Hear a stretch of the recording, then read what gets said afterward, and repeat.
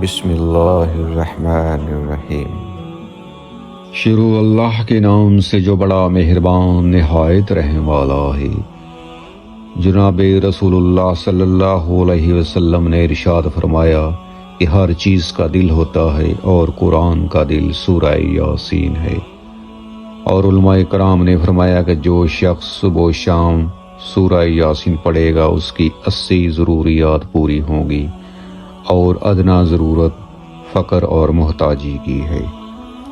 قضائے حاجات کے لیے نماز جمعہ کے بعد روبہ قبلہ ہو کر یعنی قبلہ رخ ہو کر سورہ یاسین 3 بار اس طریقے سے پڑھے کہ پہلے مبین پر پہنچے تو سورہ اخلاص 3 بار پڑھے، دوسرے مبین پر پہنچے تو سورۃ الکوثر 3 بار پڑھے، تیسرے مبین پر پہنچے تو سورہ علم نشرح 3 بار پڑھے، چوتھے مبین پر پہنچے تو سورہ فاتحہ 3 بار پڑھے، پانچویں مبین پر پہنچے تو آیت الکرسی 3 بار پڑھے، چھٹے مبین پر پہنچے تو یہ دعا 3 بار پڑھے، اللہ لطیف بعبادہ یرزق من یشاء بغیر حساب،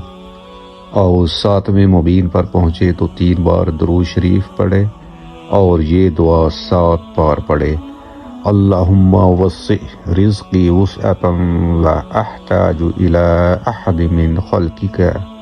اے اللہ میری روزی میں اتنی وسعت فرما کہ میں تیری مخلوق میں کسی کا محتاج نہ رہوں، اور پھر سورہ یاسین مکمل کرے۔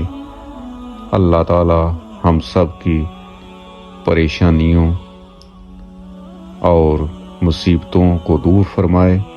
اور ہم سب کے روزی اور رزق میں برکت عطا فرمائے، اور ہم سب کے گھروں پر